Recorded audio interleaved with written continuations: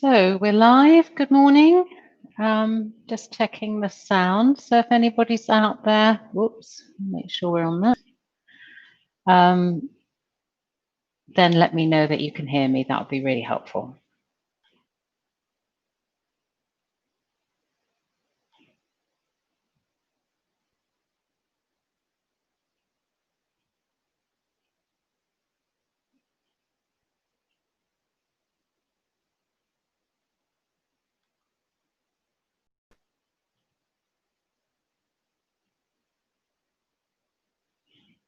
As usual, I'm here really early, super early. We've got 15 minutes till the start of class. So if you're watching on the replay, apologies for being here so early again. You have 15 minutes until the yoga begins. So fast forward if you're replaying. If you've already joined, I don't think anyone has joined me live yet, then do what you will for the next 15 minutes. Make sure you've got everything set up and join me on the mat in approximately 15 minutes time.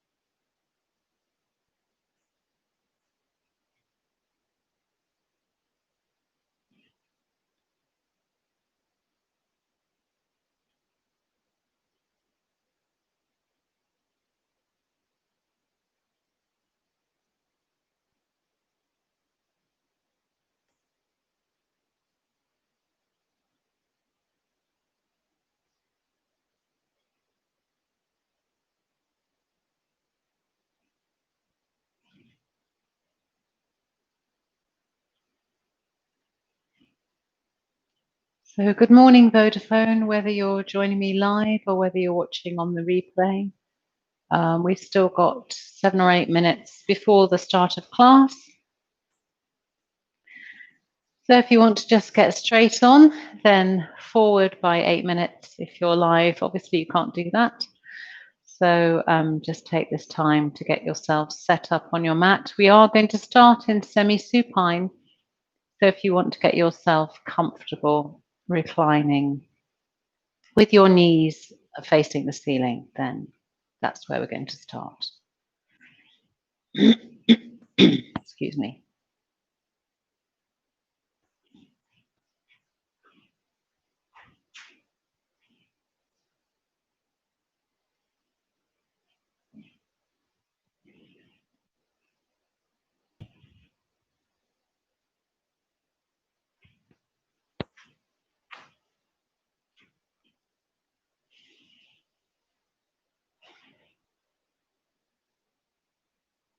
So this will be the last week for online sessions for now, certainly. There will be another class on Thursday morning at 7:30 for those of you who are up bright and early with me. I hope you'll be able to join then.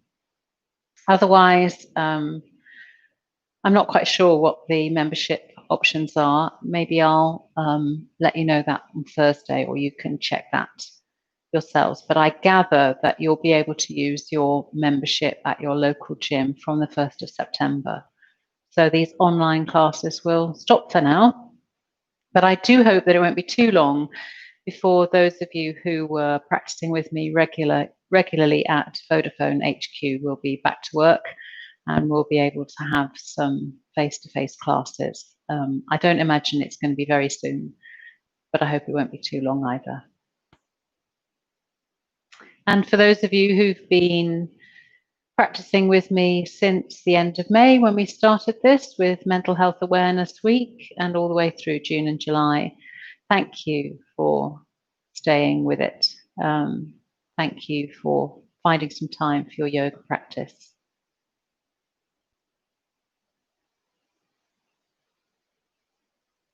And all the videos, as far as I'm aware, are staying up on the channel.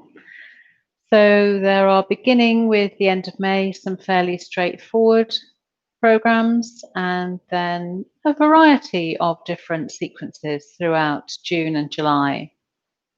Today we'll be doing some slightly more unusual, with the option of doing some more challenging poses. On Thursday, because it's the last one and because it's early in the morning, I know not many of you do it live anyway, probably do something a little gentler, maybe a bit of a return to basics. I'm not sure yet, but that's what I'm thinking at the moment. If you've got any strong feelings about that, let me know, pop a note in the chat box or get hold of me any way you can. Any particular favourite poses that we've not practiced for a while can also be slipped into Thursday's class if appropriate, so let me know.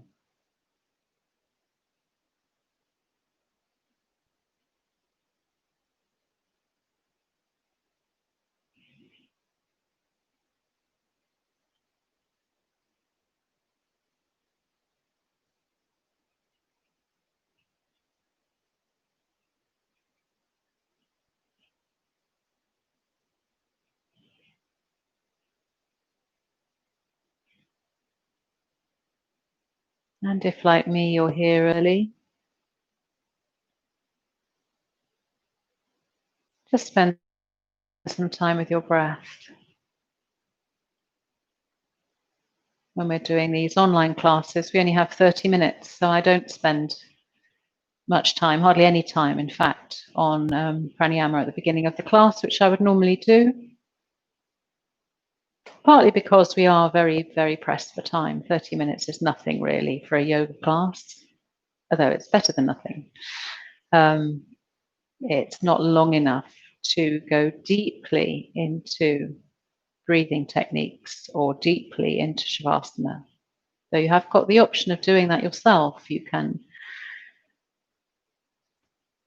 take a video and just spend 15 minutes before you begin on your own, and another 15 minutes at the end on your own doing pranayama or shavasana if you can find the time in your busy schedule.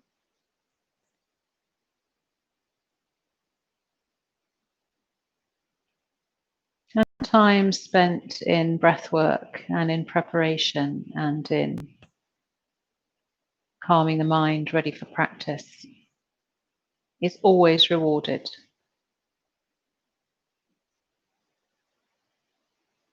Because we always start from where we are. So if you brought a lot of stress and anxiety with you to the mat, then you have to really work through that at some point on the mat or prior to getting on the mat. And if you're able to divest yourself of all that before you start work, then it's not going to get in the way. You can have a more focused and a more concentrated practice. And that's not to say that you should beat yourself up if you're not able to get rid of whatever it is you bring or not able to push it to one side. Because we all have different things to deal with, particularly at the moment. And it may simply be that one day you have a very focused practice and another day you really, really struggle with distractions. You struggle with what's going on in your mind.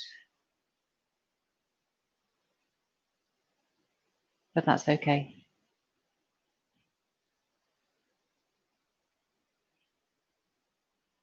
Sometimes progress comes in leaps and bounds, and at other times it is almost undiscernible. But just because it's almost imperceptible does not mean it's not occurring. Change happens on many levels, and we can't always see it.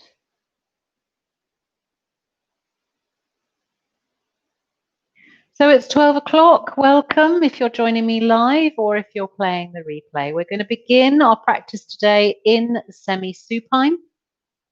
So set yourself up on the mat. Make sure you've got a nice, warm, soft surface underneath you. Draw yourself down to a reclined position. Maybe have a folded blanket under your head if that suits you. A block would be too high, but you might need some support for your head. Relax your shoulders into the mat. You can have your hands on your belly, or you can have them open to the ceiling, the backs of the hands relaxing onto the mat or onto the floor. Now start to focus on your breath. So this is why hands on the belly may be nice, because when you take a deep inhalation, you want to make sure that your belly is able to expand. And as you exhale, it draws back in again. So this is to facilitate a deep, deep breath. If your rib cage is to fill properly, if your lungs are to fill properly, your rib cage needs to expand. Your diaphragm drops down and that pushes your belly contents out of the way. So that's the doming we experience in the belly on an inhalation. If you resist that, if you think, I've got to always have a sucked in belly at all times, got to have that flat tummy at all times, then that inhibits your deep breathing. And if you inhibit your deep breathing and you end up shallow breathing, and we can shallow breathe, it's perfectly possible, it's what you do in emergencies. And unfortunately, if you shallow breathe the rest of the time, that tells your body that this is an emergency and it triggers all your stress mechanisms. So it's an old wisdom that you need to breathe deeply, particularly to exhale deeply, to get yourself out of stress thinking, to get your body out of stress default position. Next time you inhale, float your fingertips up to the ceiling. And as you exhale, draw them back down again. So just the first couple of rounds, the fingertips come up and hover above the shoulders. When they exhale, they come back down again. So move as slowly as you can take a full breath. This time as you inhale, the fingertips come a little bit further overhead provided that doesn't stress your shoulders or cause the upper chest to rise, or cause an arch anywhere in your back, or cause you to lift your chin. You want to keep your chin tucked very slightly. You want to keep your lower ribs tucked very slightly towards your hips. So there's some natural movement in the spine as you inhale and exhale.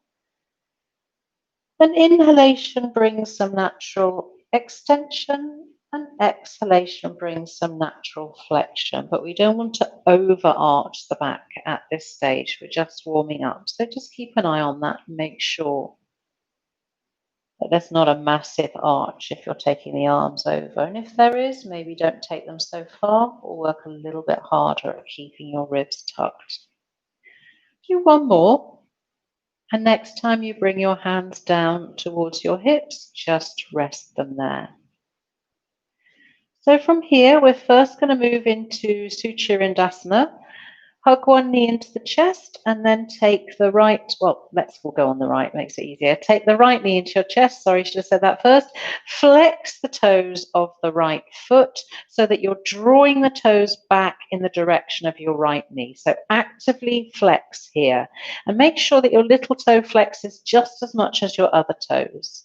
To thread the needle, you take your right hand through the gap between your legs and you clasp your hands behind your left thigh. Inhale, and as you exhale, you're going to draw that left thigh closer towards your chest while maintaining an open hip on the right. So the right hip is gently going away from you, the left knee is gently drawing towards you. That's going to give you a big stretch in your right outer hip. Those of you who are more flexible may be able to clasp the shin, but if you do that, make sure you're not hunching the shoulders or throwing the head back or otherwise tensing in the head or neck. Keep active in those right little toes, particularly drawing them back towards the knee.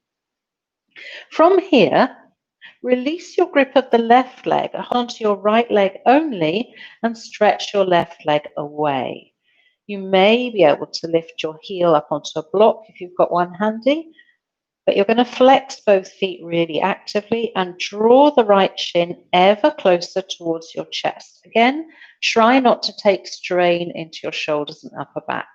If you've got long arms and you're quite flexible, maybe the inside of that left leg can come towards your left elbow and your right arm reaches round the side.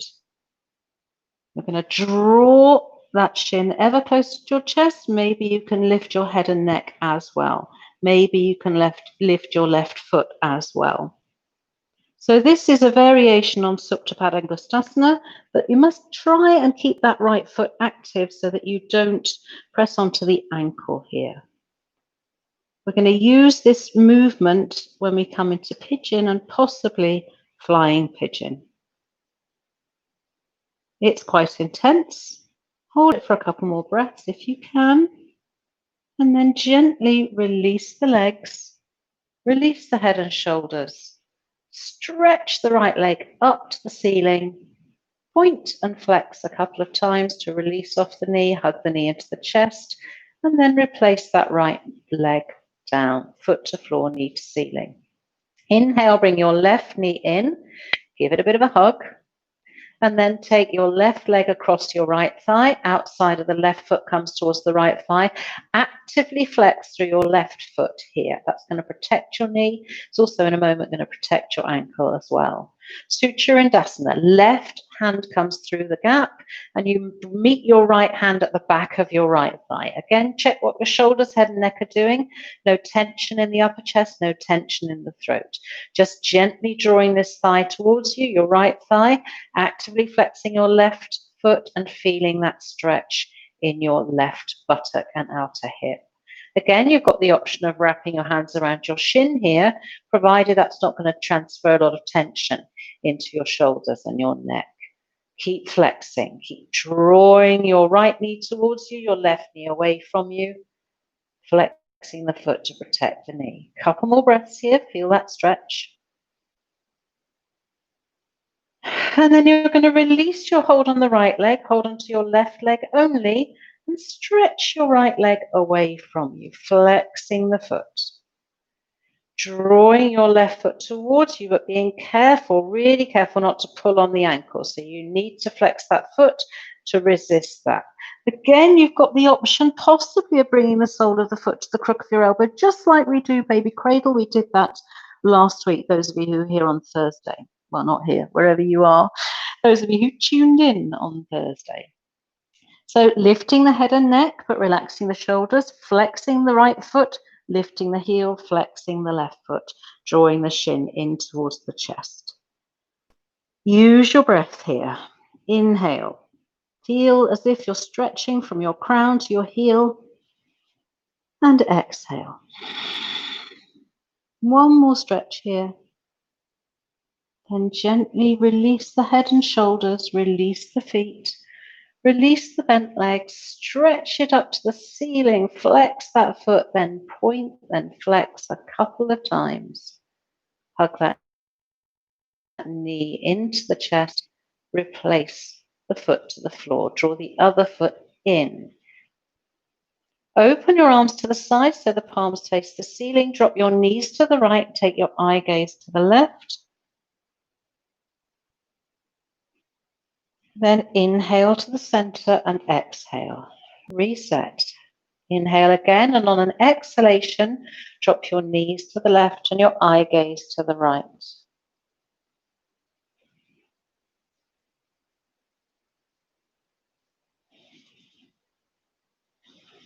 Inhale, draw your belly button to your spine, gently float your knees to the center and draw your knees into your chest. Wrap around and give them a hug and roll gently from side to side. Then from here, hold on to the backs of your thighs and start to rock up through the body between your shoulder blades and your coccyx. So don't allow your weight to come onto your head completely, but roll through your spine and up to seated. Cross your feet at the ankles, roll forward onto all fours and set up a box position on your mat. So you've probably got to adjust your position here. Shoulders over wrists, knees under hips. We'll do a couple of cat-cow stretches, rounding the back as the belly button comes in and the head drops down to look to the knees. Inhaling as you extend the spine, drawing the shoulders back and down, taking your eye gaze forward and possibly up as well. Exhale to round. Inhale to come forward. Come back to a neutral position. We're coming into Vajragasana, tiger pose. So slide your left fingers forward, thumb faces the ceiling, and the arm is parallel to the mat. Slide the right foot back. Before you lift off, just check what's happened to your hips here. So you can float your left hand back to your hips if you want to, and check that they're level. You're going to draw your right heel up in line with your left hand, in line with your hip. So a long line from your left fingertips to your right heel, but you're trying to close that right hip so that your hips are level. There's a real tendency here to open that hip too much or to go for height rather than length. You want your body to be parallel to the mat if at all possible. Tuck the chin in, length from the crown of the head to the heel, active through the fingertip and the heel. And then slide the hand down, slide the leg down, slide it back in. Exhale into child's pose, extended child's pose, just to stretch out the back as you need, and then inhale back to your box position. Same on the other side. So the right hand comes forward, the left leg comes back. Square off the hips. Be really aware of the position of your pelvis here, so that when you lift that back heel and power through that back heel, your left hip's going to try and draw down all the time. You want a flat back here. Stretching your heel away from your fingertips. Shoulder girdle stable, hip girdle stable, and this will work your lower abdominals. Take one more breath here. And then float the hand down, float the leg down. Sit back in child's pose. Exhale. Inhale, reset your box position. Tuck the toes, and as you exhale, press down into your hands and press back into your heels as you lift your hips high towards the ceiling. Same time, your heels are going to try and come down towards the mat, and your chest is going to try and draw towards your thighs. Lighten the load on your wrist by pressing into your finger pads. Press down the mounds of your first finger and your thumb, but don't allow your triceps to flare out. Tuck your triceps back in so you connect all the way down your back. And then your heels might come to the floor. From here, bend your knees, lift your right leg high to the ceiling, and then straighten both legs as you try and get your left heel down towards the mat and your right heel up to the ceiling. Ekapada Adho Mukha Svanasana, one-legged downward facing dog. Now bend the knees and swoop that right knee all the way forward. Bring your weight forward so your shoulders are over your wrists, and bring your right knee down towards your right hand. And now you want your right heel in towards your left hip crease. Ekapada Rajakapotasana, pigeon pose. Press lightly into the fingertips to lift the chest.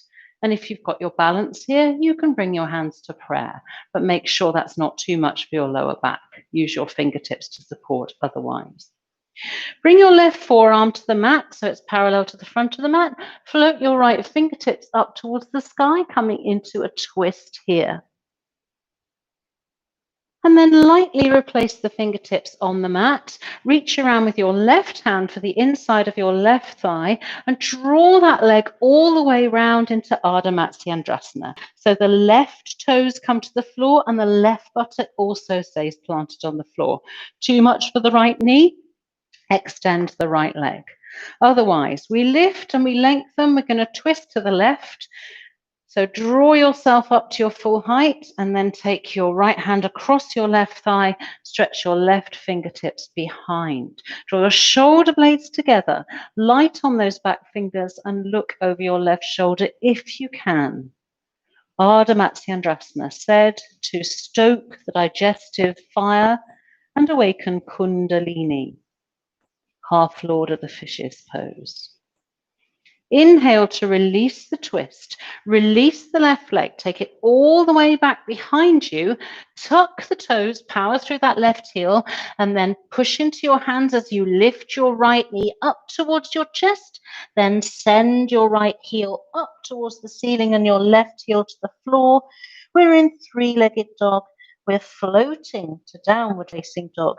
Stay here and work on your downward dog, or inhale to all fours.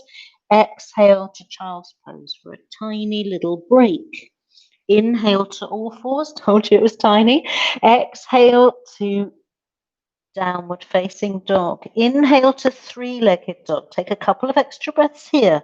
Work that right heel down. Work that left heel up. Light in the wrists if you can. And then bend both knees. Draw that left knee forward so it comes inside your left thumb. And come into Ekapada Rajakapotasana, pigeon pose. Again, fingertips can be light here. Puff your chest out like a pigeon. Bring your hands to your heart center if you want to try the balance. So from here, bring your right forearm to the mat and twist to the left, drawing your shoulder blades together, opening your heart to the sky. And then float your fingertips down to the mat. Reach around with your right hand for your right inner thigh. Draw it all the way around. Press your right big toe into the mat. Press your buttock down. Again, you can straighten the left leg. It's too much in the left knee. Lift and lengthen, and we're twisting to the right. Look over your right shoulder, lighten the fingertips. Hand can come across, palm faces away. Take a couple of deep breaths here.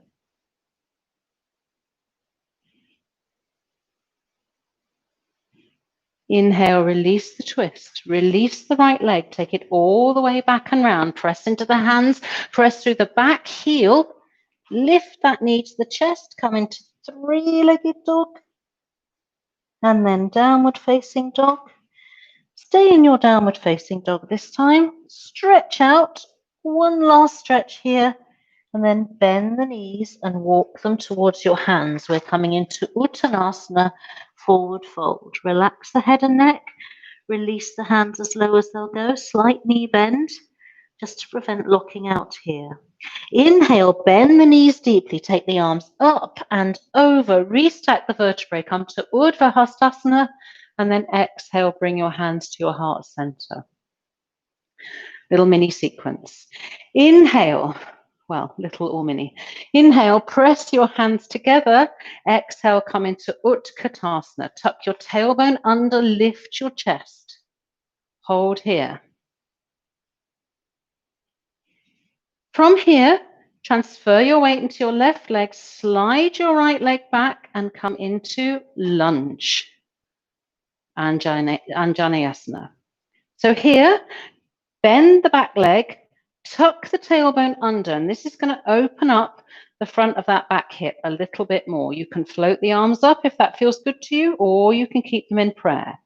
Bend that knee, tuck the tailbone under, inhale, and as you exhale, you're going to straighten that back leg. Inhale, bring your hands to your heart center, hop your back leg in a fraction and straighten both legs before hinging at the hip and coming into a flat back stretch. Parsvottanasana. So you want to work your front toe mound down, your big toe down into the mat and your back heel. Maybe your fingertips come to the floor or blocks if you've got them handy.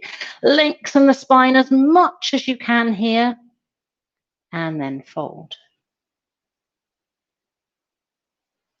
Inhale, flatten the back, lift the back heel, bend both legs, come forward and back into Utkatasana here.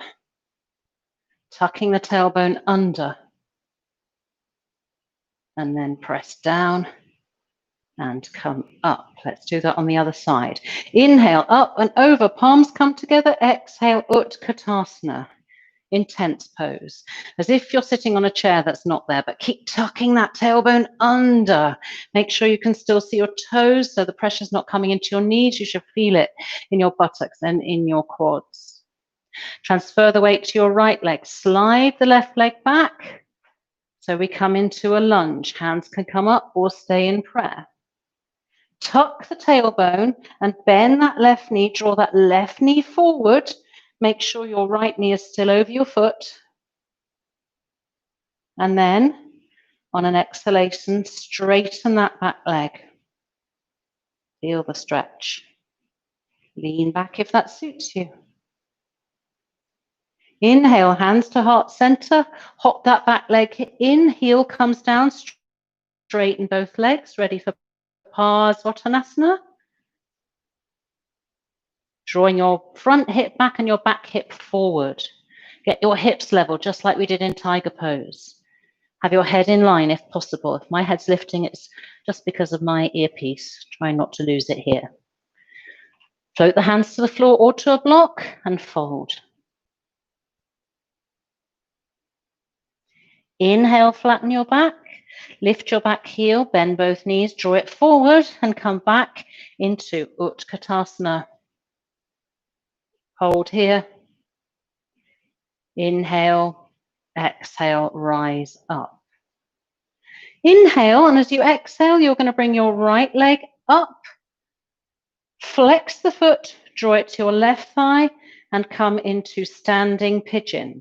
Your option here, if standing pigeon doesn't work for you, is to come into tree pose, in which case the left leg is straight.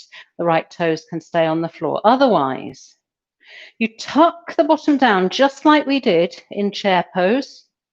You flex the foot just like we did in our warm-up, drawing the baby toe back towards your knee. So now your option, your challenge, should you choose to take it, is to float, hinge at the hip, float your body down. A couple of blocks would be handy here if you've got them. Probably should have said that earlier, but they may still be there from your Parsvottanasana. So you can bring your hands to blocks or you can bring them to the floor. You can work on straightening that leg and coming into a fold, or you can continue to bend the leg, bring your hands to the floor and see about placing your flexed right foot onto your left tricep. Now that may be completely impossible, but have a go if it seems to be within your reach. If it's within your grasp, you may be able to tease that left foot back a little bit and maybe take your weight into your hands. Maybe the left foot will lift, maybe it won't. If you want to have a go at that, do. If you don't, stay in the fold or stay in the upright pigeon. Coming back from the fold to the upright pigeon is every bit as hard as getting into it. From there, we're all going to come into warrior three. So again, if you've got a couple of blocks, you want to bring your hands to the floor or to a chair or to the wall, that's fine. You're aiming to turn this hip down, to flex the back heel, and then into standing split. So you might find that your front leg's really beginning to tire now. You've loaded it a lot, in which case you can float your hands to the floor and come straight back into a long lunge. If you've got a little bit more energy, you want to have a go at doing a few hops into handstand, then you can do that too. But we're all going to meet in long lunge. And from low lunge, if you want to take a vinyasa, you can, or you can just take downward facing dog and child's pose. If you're doing the vinyasa, we go into plank, knees, chest, chin, come to the floor. We slide through into Bhujangasana. We exhale into downward dog. So if you've been resting in child's pose, come back up into downward dog. And from downward dog, you're going to walk your feet to your hands. Exhale at the front of the mat. Inhale, arms come up and over. Exhale. We've got that all to do on the left. So, standing pigeon. Left leg comes up, comes across. Flex the foot actively. My mat's really spongy, so I'm wobbling. That's my excuse. So flex the foot, tuck the tailbone, lift the chest. That flex is going to help you here. Try and get the hips level if you can. Press your hands to your heart center. Low tree is your option, or any form of tree is your option, in which case the standing leg is straight. From here, hinge at the hip and start to bring the hands down. So again, they may come all the way to the mat, they may come to blocks, they may come nowhere near. You may just want to play with your balance there. Keep bending that right leg, or you can straighten it. But if you're trying the flying pigeon, Ekapada Galavasana, you'll need to bend your right leg. Take your weight forward into your hands, flex those toes as they come to your tricep, wiggle that right leg back, and maybe your toes come off for a nanosecond. Keep your head up and your eye gaze forward. Or maybe not. When you're ready to come out of it, press into the standing leg. Come up as elegantly as you can. And we transition into warrior three. Blocks could be handy, or if you're tiring, just bring your hands to the wall or to the floor and find a long lunge. From here, we go into standing split. Left toes come up, head comes towards knee. You've got the option, those of you who've got lots of energy, you can try a few handstand hops here. And then we all meet in a long lunge. Downward dog if you've had enough. Otherwise, plank, knees, chest, chin. Scoop through, Bhujangasana. Exhale, downward dog. We're all going to stay in downward dog for a moment now. Connect with your breath. If it feels good on your next exhalation, stick your tongue out and do a big sigh. One more of those. You can't do that in class any longer, but you can do it in the privacy of your own home. One more.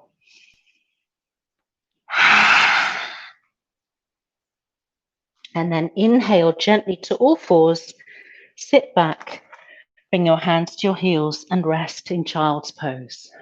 Well done.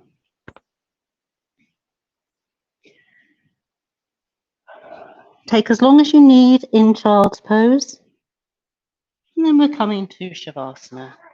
So come onto all fours, cross your feet at the ankles, roll back over your feet, adjust your position on the mat, or come down to Shavasana any way you can.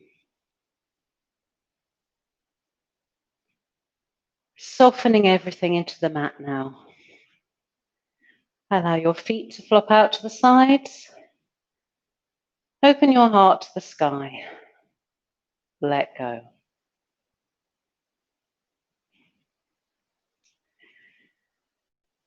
Let go of everything.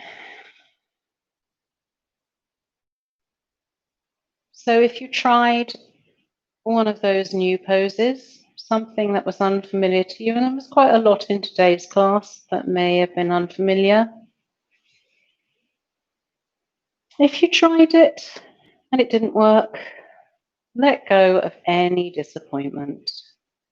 It doesn't matter. What matters is you turned up for class and you gave it a go. If you did one of those poses, if you did a perfect flying pigeon or a perfect handstand or a perfect whatever else we did, let go of that too, because that doesn't matter either. Yoga isn't about being the best acrobat, the most flexible person, the most strong, bendy, supple, tough, dynamic person on the planet. None of that matters. Yoga is the journey of the self, through the self, to the self.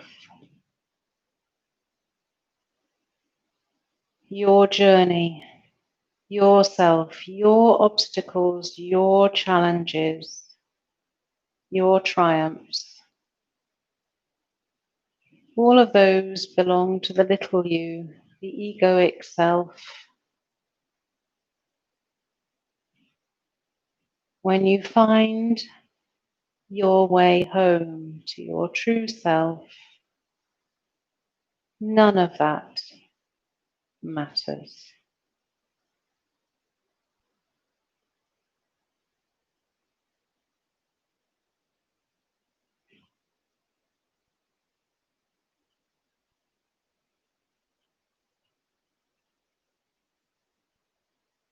Watch the breath. That same breath,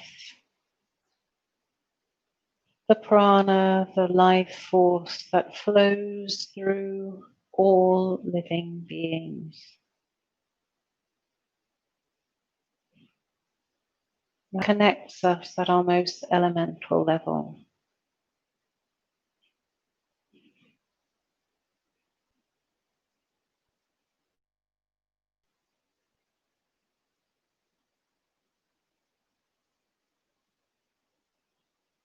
Enjoy the experience of being alive,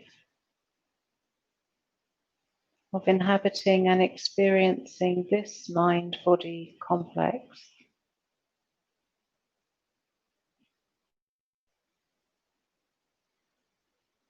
In corpse pose, we rehearse letting go of that, as one day we surely must.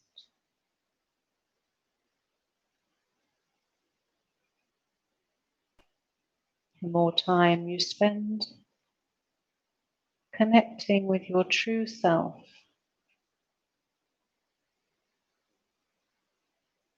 the more prepared we are for that day.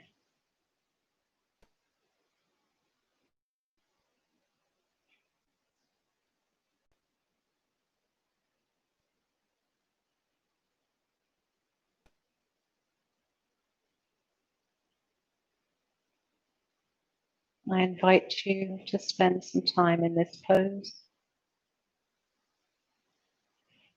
connecting with your breath and enjoying the release after all that work. If you absolutely must get back to your desk, have a great day. And I hope that you'll join me on Thursday for our last session.